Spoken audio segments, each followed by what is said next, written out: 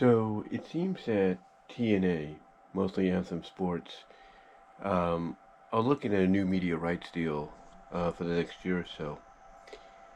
And according to Carlos Silva, I think that's his name, the president of Anthem Sports and TNA, he talked about this through various interviews because they're doing a lot of media rounds right now to promote Slammiversary at the UBS Arena in Long Island, which is the same arena that AEW has held several events in, and some of the more recent events haven't really sold very well, and yet it looks like Slammiversary is on track to sell out.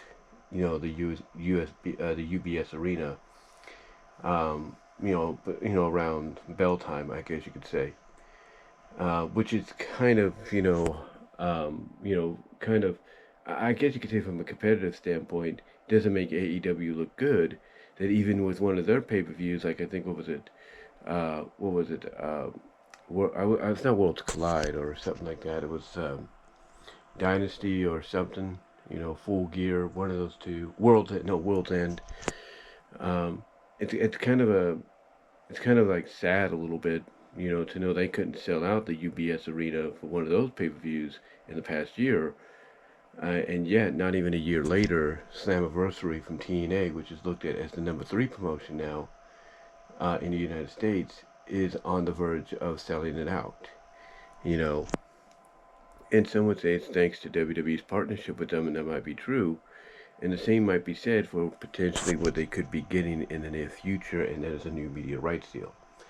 Now, Carlos Silva, I think that's his name again, who's the president of TNA/Anthem, he basically went, like I said, he basically went and made some media rounds, and discussed the possibility of what they're looking for.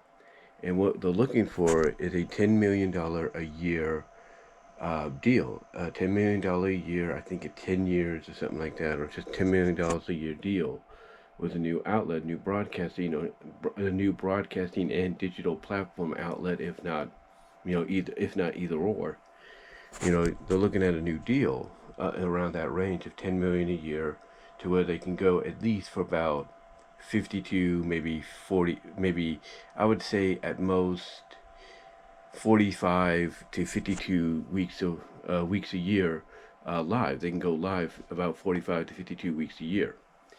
Because he did say in one interview that, if they get this deal done, they're not going to probably go live immediately in January, which means they would be still pre-taped and everything. Like one show would be live, and then the rest would be, pre-taped and all that.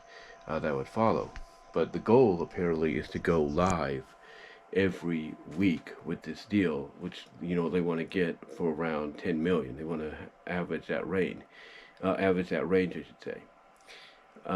And 10 million, honestly, in this kind of in this kind of economy, especially for a media rights deal, I don't know much about media rights and all that, but economically, that doesn't sound bad. That's actually pretty good.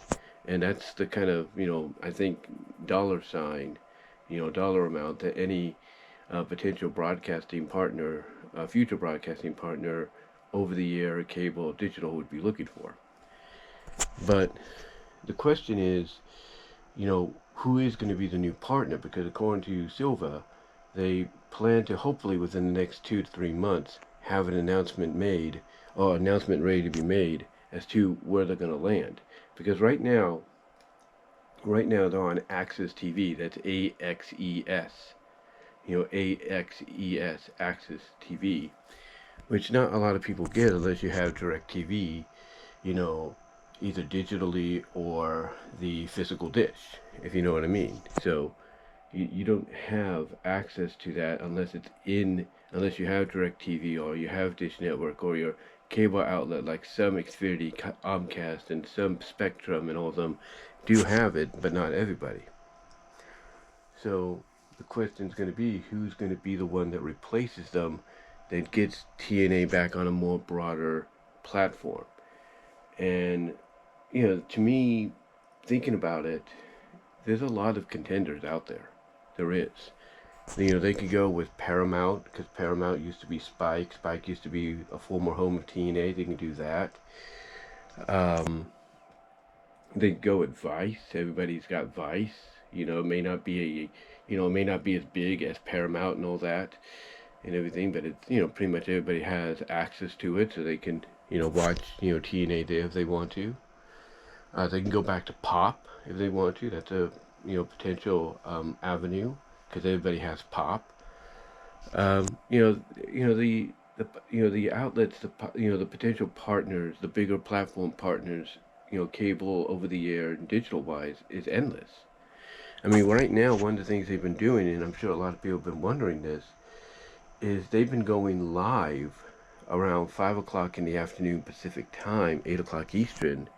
They've been going live, you know, either with a live show or a pre-tape show, not just on TNA Plus and some other outlets internationally, but they've been doing it on YouTube. Now, usually you have to be a YouTube member, have a premium account to get it, if you will, at least be a YouTube member for TNA, TNA's channel to get it. But as of late, like they're gonna be doing today, it's been coming on for free. You've been getting to watch it for free. You don't have to be a YouTube member for TNA or have the premium YouTube account to get it. You're getting it for free. The only catch is after it's aired live, quote unquote, for free from 5 to 7, if you will, Pacific time, or 8 to 10 Eastern time. After it's aired live, then that live feed is taken off. It's taken off, it's taken off the YouTube channel, and it's broken down into different segments that they upload individually onto the channel, whether it's matches, backstage, in ring, you name it.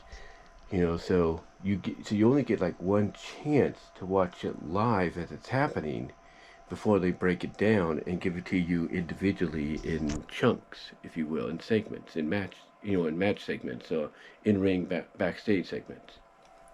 So you only have one opportunity. You only have one opportunity.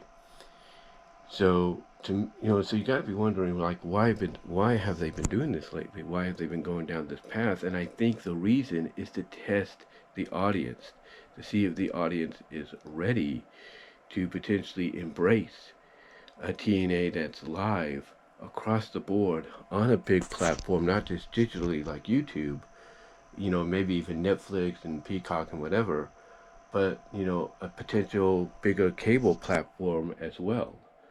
But again, the question is, cable-wise, who could they end up with? Digitally, digital platform streaming-wise, their TNA Plus service, which they have got, that they're actually using Endeavor for. Endeavor is helping them out with that behind the scenes a bit. So that's kind of, that's kind of a nice step in the right direction.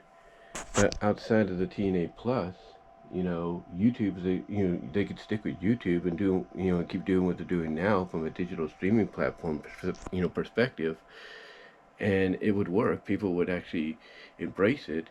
The only thing they need to do is just, keep, instead of taking them off the air, just keep the broadcast on there after you air them. After you premiere or live stream them, just keep it on there for people to watch later on instead of taking it off and breaking it down into parts. That's the one thing I think they need to do, in the future, once, they get this media rights deal done, for cable, over the air, and digital, you know, and, once they do that, I guarantee you more eyes will be on the product. I mean, I get the idea of breaking it up. You don't have to force people to have to, fast forward or rewind or whatever. You just have the match segments, the in-ring segments, and the backstage segments right then and there for them to watch, when they want, without having to go, this way or that way. So I understand that and I appreciate that.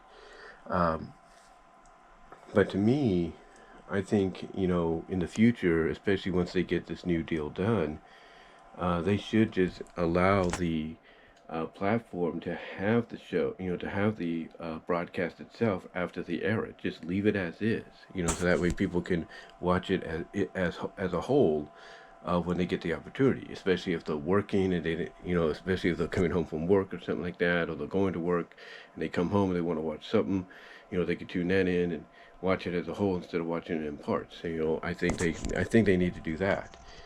But as far as like who could be the potential, next, cable over-the-air home for them outside of Access TV, like I said, there's Paramount, there's Vice, there's Pop. But I think because of the partnership they have with WWE right now, I think potentially the best outlet's going to be USA. I really do. I think USA is going to be the primary network that gets TNA. And think about that. Back to back nights. USA could have TNA on Thursdays because apparently Carlos Silva has hinted that they're going to remain on Thursdays, unless something comes up, unless something changes. But think about that for USA. They have wrestling on Thursday night, and then they have Friday Night SmackDown on Friday night. So there you go. They got TNA on Thursdays, WWE, on Fridays. And there's also CW. CW is home to NXT, where this TNA partnership is primarily being seen. CW might say, hey, we want it, we'll take it. And they might say, hey, Tuesdays we have NXT, Thursdays we have TNA. That might be something too. So we'll see what happens. But if I was to look at 5 contenders over the air cable wise, to me that will be TNA's next home. USA, CW, Paramount, Pop, and Vice. Those would be the 5 I look at as the next home for TNA. But what do you guys think? Who do you think will be the new landing spot for TNA Wrestling once this media rights deal is done and announced? And do you think they'll stick with the YouTube platform as well, but instead of just breaking the broadcast in parts after it airs, they're gonna allow it to be aired as a whole? Do you just leave it there? And again, who do you think will be the new home for them after this year, after their deal is done with Access?